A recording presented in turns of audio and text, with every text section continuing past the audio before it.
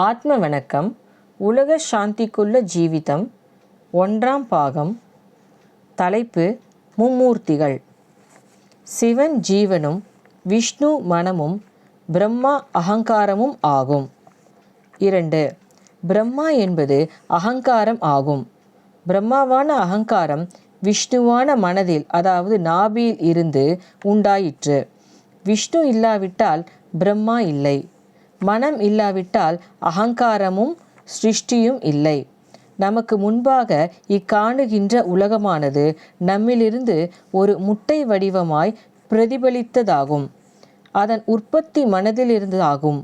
இதனால்தான் விஷ்ணுவின் நாபியிலிருந்து தோன்றிய பிரம்மாவிற்கு அண்டஜன் என்று சொல்லப்படுவது.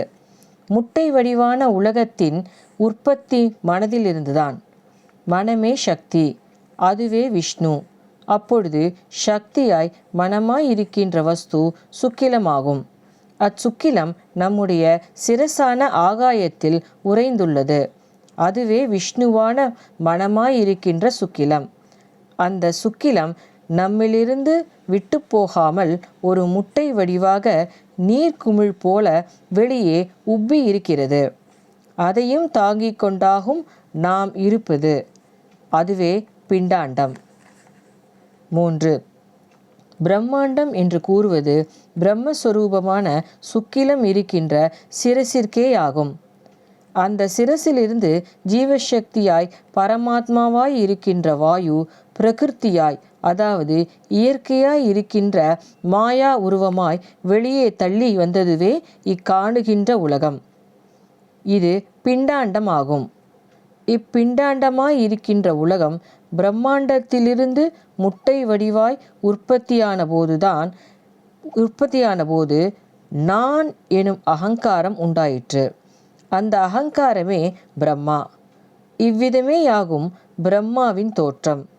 தேகம் அல்லாததாயிருக்கின்ற இந்த ஜடத்தை தேகம் என்று அபிமானிக்கும் அகங்காரமே பிரம்மா. ஆதலால் இந்த ஜடமே பிரம்மா. முதலில் உண்டானதாகவும் உற்பத்தி ஸ்தானமாகவும் அறிவாகவும் முகமாகவும் மேல் பாகமாகவும் இருக்கின்ற வஸ்து ஜீவனே ஆகும். அந்த முகமாய் இருக்கின்ற ஜீவனிலிருந்து உலகம் உண்டாயிற்று. ஆகவே ஜீவனிருக்கின்ற சிரசே பிரம்மாண்டமாகும். 4. பிரம்மாவின் 4 முகங்களாவன மனம், சித்தம், புத்தி, அகங்காரம் இவையாகும். இந்த 4 முகங்களோடு சேர்ந்து அகங்காரமாய் இருக்கின்ற பிரம்மா சிருஷ்டிக்கின்றது.